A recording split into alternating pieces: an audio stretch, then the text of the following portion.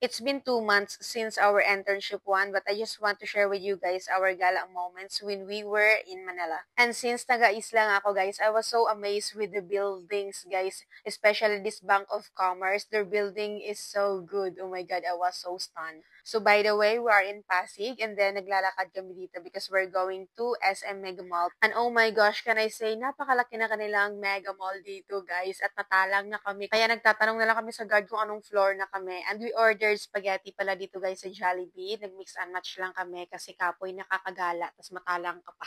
Chares. So after nun is nag-grocery kami dito ng pasalubong because 2 days na lang we're going back to the city na. And I also tried their binatog guys. This is mais. I love mais so much so that's why I tried this one. So this is mais with may mga sapal sang lubi. Well, sa amin it's sapal kasi pero I don't know kung ano sa inyo. Basta kinayod na na buko. Buko na old.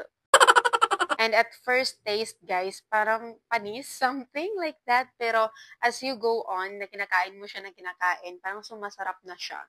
And actually, I must rate this mga 8 out of 10. And after our kainserye and then shopping, is nandito na kami nagfo-fall in line kasi magka-count off na kung kumpleto na ba kaming lahat. Kasi kasama namin dito yung faculty. Kaya very safe talaga kami guys na makakauwi sa aming dorm. And that's it lang guys for our gala moments during our internship one last July. Hindi ko kasi ma-delete kapag hindi ko pa napopost eh. Yun lang guys. Thank you so much for watching. Spread love, no hate. Bye!